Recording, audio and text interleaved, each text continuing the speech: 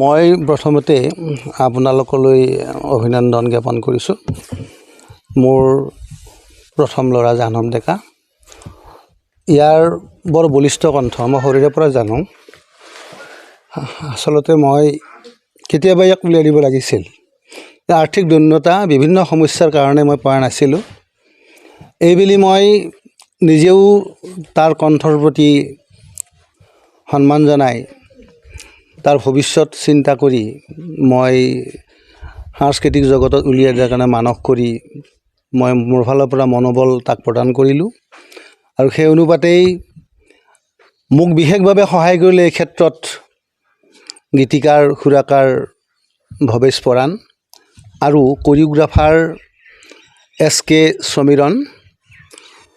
এই দুজনলৈও এই শুভ সময়ত মই মোৰ ফালৰ পৰা অভিনন্দন জ্ঞাপন কৰিছোঁ। আৰু ভৱেশ পৰাণে যিটো গীত লিখি উলিয়াই দিলে আৰু যিটো গীত ইতিমধ্যে জাহ্নৱ ডেকাৰ কণ্ঠত বাজি উঠিছে, এই গীতটোৰ লগত সংগতি ৰাখি যিখিনি অকণমান ড্ৰামা ছিষ্টেম আৰু কৰিলে, তাত আমিও অভিনয় কৰিলোঁ। মোৰ পৰিয়ালৰ ফালৰ পৰাই মোৰ সহধৰ্মিনীও কৰিছে আৰু মোৰ দুজনী বোৱাৰী, সিহঁতকো মই অকণমান সুবিধা এইকাৰণে দিছোঁ যাতে অহা দিনত জাহ্নৱ ডেকালৈ তেওঁলোকৰ ফালৰ পৰাও মনোবলৰ সংক্ৰান্তত সকাহ পায়। আৰু মোৰ কনিষ্ঠ ল'ৰা অংশুমান ডেকা বৰ আগ্ৰহী যে নিজৰ ককায়েকৰ সংক্ৰান্তত তেওঁৰ কোনো দুৰ্বলতা নাই আৰু নিজে ক'লে দেউতা মই তাৰ পিছত থাকিম।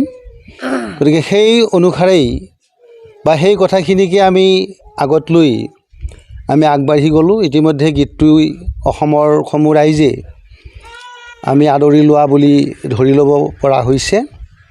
দ্ৰুতগতিত শ্ৰোতাৰ সংখ্যা বৃদ্ধি হৈ গৈ আছে। গতিকে আগত দিনত জাহ্নৱ ডেকাই আৰু এটা গীত লৈছে, ইতিমধ্যে তাৰ কাম প্ৰায় আৰম্ভ হৈছে। গতিকে অনাগত ভৱিষ্যতত মই পিতৃ হিচাপে জাহ্নৱ ডেকাৰ মই নিজেও প্ৰতিজ্ঞাবদ্ধ যে তাক যেনেধৰণে মই সহায় কৰিব লাগে মই সহায় কৰি যাম।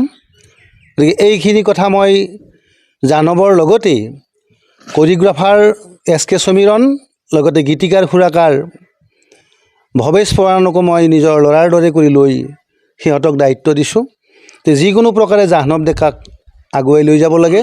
আৰু এই সুযোগতে মই আপোনালোককো এই আহ্বানটো জনাম যে আপোনালোকেও আমাৰ ল'ৰা নহয় জাহ্নৱ ডেকা, আপোনালোকৰ সমাজৰ আপোনালোকৰ দৰে এজন সদস্য, এজন নাগৰিক। গতিকে আপোনালোকৰ ফালৰ পৰাও যিমানখিনি কৰিব পাৰে আপোনালোকে, মই নকওঁ আপোনালোকে কিমান কৰিব, আপোনালোকৰ শক্তিয়ে যিমানখিনি কুলায় সিমানখিনিলৈ আগুৱাই নিয়াত যাতে সহায় কৰে মই আপোনালোকক বিনম্ৰভাৱে অনুৰোধ জনালোঁ। সকলোবিলাক যিবিলাকৰ কণ্ঠ লুকাই আছে এতিয়াও, এই কণ্ঠবিলাক যাতে বহিৰ্মুখী যাত্ৰালৈ আগুৱাই যাব পাৰে মই পোনপ্ৰথমে অভিভাৱকবিলাকক নিজৰ মনোবল বৃদ্ধি কৰাৰ কাৰণে আহ্বান জনাম। তেওঁলোকে টকা পইচাক ভয় কৰাৰ কোনো কাৰণ নাই। টকা পইচাই মানুহক নামাতে। আমি আজি আছোঁ কাইলৈ নাথাকিম। গতিকে উত্তৰ পুৰুষ তেওঁলোক তেওঁলোকৰ ভৱিষ্যতৰ কাৰণে আমি অভিভাৱকসকলে অহোপুৰুষাৰ্থ কৰিব লাগে। যিকোনো প্ৰকাৰে সেই শিল্পীসকলক তেওঁলোকৰ স্থানত ৰাখিবৰ কাৰণে আমি অভিভাৱক হিচাপে যত্ন কৰিব লাগে। আৰু ৰাইজৰলৈও আমাৰ অনুৰোধ থাকিল যে আমাৰ কাম কি থাকিব, আমি সমাজ হিচাপে ৰাইজ হিচাপে আমাৰ মাজত থকা উত্তৰ পুৰুষসকলক আমি কি দিম। গতিকে আমি সামাজিকভাৱে সমাজৰ লোকসকলেও আগুৱাই আহি সেইসকলক আমি হাত উজান দিব লাগে। আমি মনোবল বৃদ্ধি কৰাৰ কাৰণে আমাৰ সমাজৰ ফালৰ পৰা যেনেকুৱা ধৰণৰ আমি পদক্ষেপ ল'ব লাগে আমি সকলোকে এই পদক্ষেপ লৈ সেইসকলক উলিয়াই অনাত সহায় কৰাৰ কাৰণে মই এই সুযোগতে আপোনালোকৰ জৰিয়তে আহ্বান জনালোঁ। সৰুৰ পৰা মোৰ গীত গোৱাত বহুত ইচ্ছা আছিলে আৰু দেউতাই ক'লেই গোটেইখিনি কথা। গতিকে গীত এটা আমি খুব কষ্ট কৰি বহুত দিনৰ পৰিকল্পনা হিচাপে আমি উলিয়াই দিলোঁ। গীতটো ৰাইজৰ আগত আমি উলিয়াই দিলোঁ আৰু আচলতে ভবা নাছিলোঁ যে ইমানখিনি মৰম পাম বুলি, ৰাইজে ইমানখিনি এনেকৈ আঁকোৱালি ল'ব বুলি। আৰু গতিকে অকণমান হেৰি হৈছে আৰু যে আপোনাৰ ৰাইজে ইমান মৰম দিছে গীতটোক আৰু আগলৈকে যাতে মই আৰু কাম কৰি আছোঁ আপোনাৰ আৰু মোৰ নেক্সট আৰু এটা আপোনাৰ বিহু আহি আছে অসমৰ ৰাইজে ধুনীয়াকৈ নাচিব পৰা বিহু আহি আছে গতিকে এইটো কাৰণ যেনেকৈ বৰ্তমান আশীৰ্বাদ দি আছে যাতে ভৱিষ্যতে এনেকৈ আশীৰ্বাদ যাতে দি থাকে যাতে আপোনালোকৰ মাজত এনেকৈ যাতে খুব ধুনীয়া ধুনীয়া গীত আপোনালোকৰ মাজত মই দিব পাৰোঁ তাৰে কামনা থাকিলে আৰু অসমৰ ৰাইজৰ অসমবাসী ৰাইজক আগতীয়াকৈ নৱবৰ্ষৰ শুভেচ্ছা জ্ঞাপন কৰিলোঁ মোৰ ফালৰ পৰা আচলতে খুব সুন্দৰ গীত এটি উপহাৰ দিলোঁ এইবাৰ কিবা এটা ক'ব খুজি বুলি জানব ডেকাই যিটো গাইছে খুব ধুনীয়া গাইছে অসমৰ ৰাইজে খুব মৰম দিছে যথেষ্ট মৰম দিছে আৰু ইয়াৰ পিছত আকৌ এটা নতুন বিহুৰীয়া গীত এটিৰ কাম চলি আছে খুব সম্ভৱ জানুৱাৰী মাহৰ ভিতৰত আমি সেইটো মুকলি কৰিম অসমবাসীৰ মাজত নাচিব পৰা গীত একেবাৰে খুব ধুনীয়া সকলোৱে নাচিব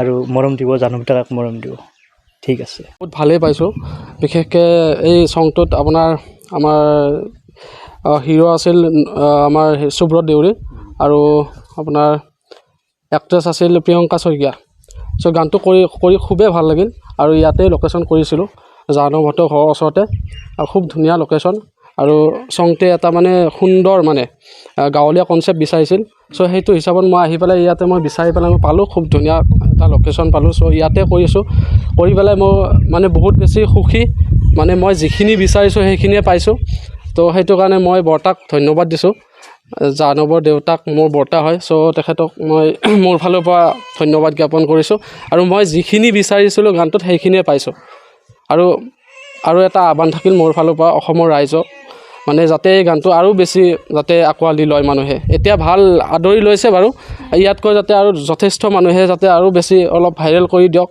মই তাই কামনা কৰিলোঁ